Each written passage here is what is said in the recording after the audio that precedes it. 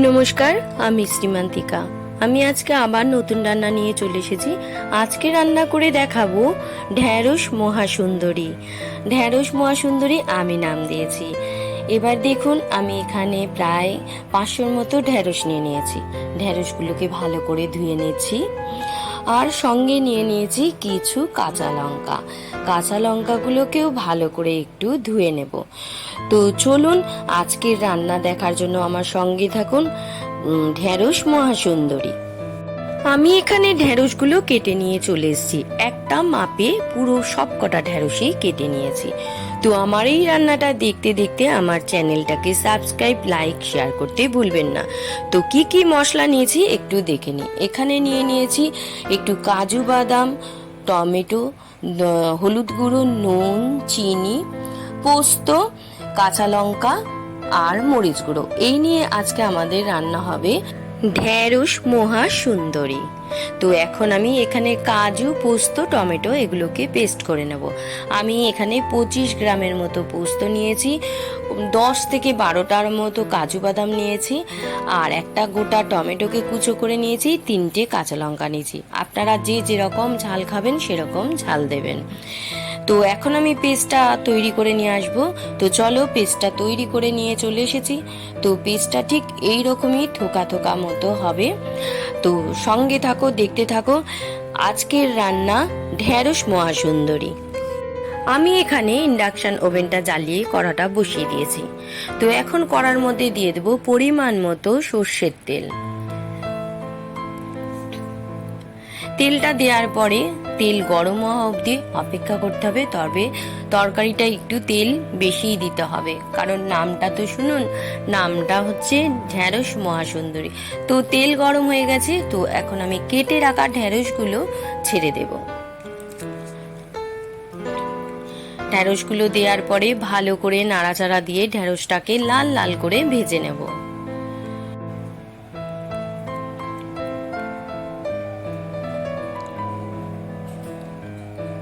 ভালো করে খুন্তি দিয়ে নাড়াচাড়া দিয়ে ঢ্যাঁড়সটাকে ভেজে নেব, কারণ এই রান্নাটা যখন করব যেন ঢ্যাঁড়সটা হরহরে না থাকে।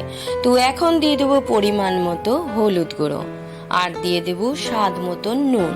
ঢ্যাঁড়সটা যখন ভাজবেন তখন কিন্তু এদিক ওদিক চলে যাবেন না।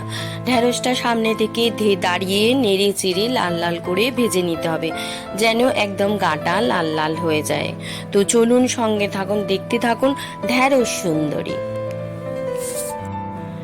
ঢ্যাঁড়সটা মোটামুটি আমার ভাজা হয়ে এসছে। এরকম ঢ্যাঁড়সটাকে পুরো লাল লাল করে ভেজে নেব। ঢ্যাঁড়সের ভিতরে যে রসটা থাকবে সেটা ভেজেই একদম শুকনো করে নেব। তো ঢ্যাঁড়সটা ভাজা হয়ে গেছে। এখন আমি একটা পাত্রের মধ্যে ঢ্যাঁড়সগুলোকে তুলে নেব।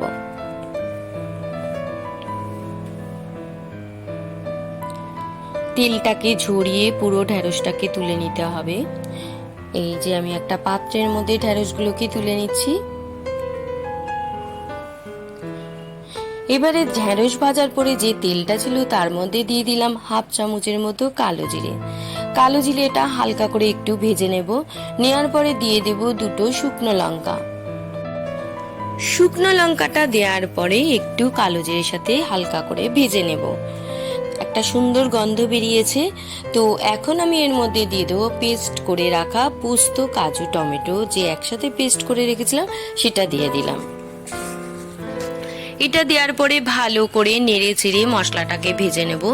এখন যেরকম লেগে লেগে যাচ্ছে, কিন্তু মশলাটা ফুল ভাজা হয়ে গেলে তখন আর এরকম লেগে থাকবে না। তো মশলা দেওয়ার পরে অনবরত খুন্তি দিয়ে নাড়াতে হবে। দেখো, আস্তে আস্তে মশলা ভাজতে ভাজতে মশলাটা ছেড়ে যাচ্ছে।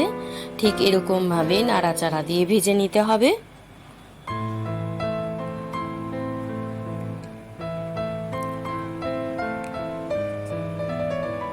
এরপরে দিয়ে দেব বাকি হলুদ গুঁড়োটা। আর আমি এখানে মশলা মাপ করেই নিয়েছিলাম, তাই পরপর মশলাগুলো সবটা করেই দিয়ে দেব। দিয়ে দিলাম স্বাদ মতন নুন, স্বাদ মতন চিনি।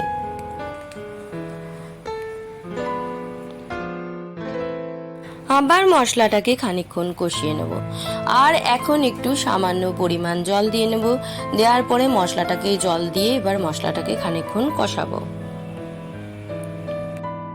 যে কোনো তরকারির মশলা যত কষাবেন তত তরকারির স্বাদ বাড়বে। তো এখানে দেখো মশলা কষাতে কষাতে মশলার চারদিক দিয়ে তেল ছেড়ে দিয়েছে। দেখো মধ্যেখানটা ফাঁকা করছি, দেখো পুরো তেল ছেড়ে দিয়েছে।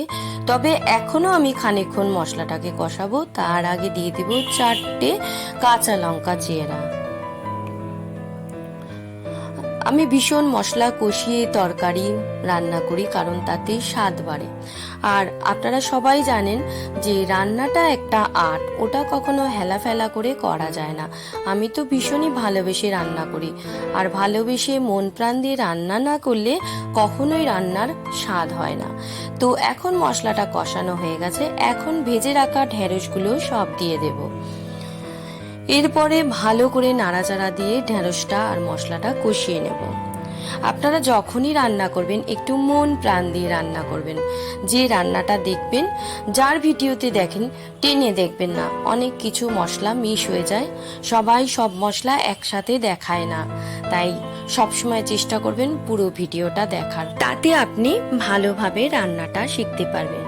আর এদিকে আমার ঢেঁড়সটা কষানো হয়ে গেছে, পুরো মশলাটা ভালো করে আমি কষিয়ে নিয়েছি, একটা সুন্দর গন্ধ ছেড়েছে। এটা যখন রেডি হয়ে যাবে তখন আরো ভালো গন্ধ বেরোবে। আমার এখানে কষানো হয়ে গেছে ঢেঁড়স মহাসুন্দরীকে। দেখুন কষানোর পরে তেলটা আলাদা হয়ে গেছে, মশলাটাও আলাদা হয়ে গেছে। এখন আমি পরিমাণ মতো জল দিয়ে দেব। এত সুন্দর ঢেঁড়সটা ভেজে নিয়েছি যে দেখুন ঢেঁড়স কিন্তু গলে যাচ্ছে না। আমি এত নাড়াচাড়া দিচ্ছি, ঠিক এভাবেই ঢেঁড়সটাকে ভাজতে হবে। তো জল দেওয়ার পরে একটু ভালো করে নাড়াচাড়া দিয়ে মশলাটাকে মিশিয়ে নেব। মশলাটা ঢেঁড়সের সাথে মেশানো হয়ে গেছে। এখন আমি একটা স্টিলের থালা দিয়ে ঢাকা দিয়ে দেব 5 মিনিটের জন্য।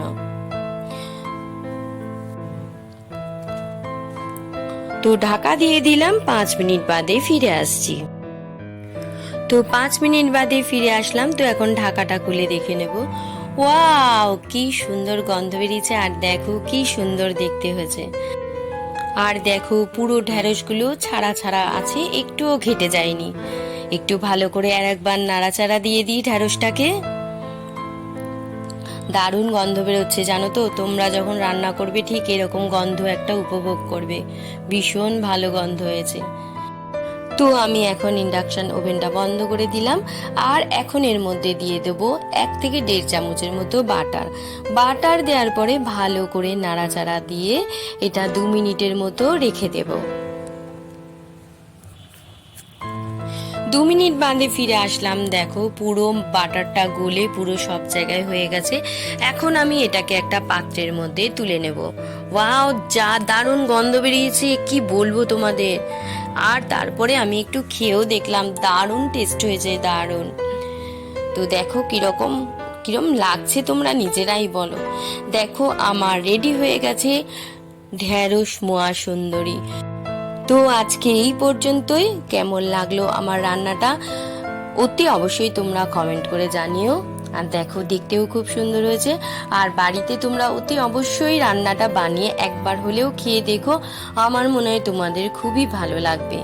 তো যেতে যেতে আমার চ্যানেলটাকে সাবস্ক্রাইব, লাইক, শেয়ার করতে ভুলো না। আজ আসি, আবার আসবো নতুন রান্না নিয়ে। ততক্ষণ তোমরা ভালো থেকো, সুস্থ থেকো, সাবধানে থেকো।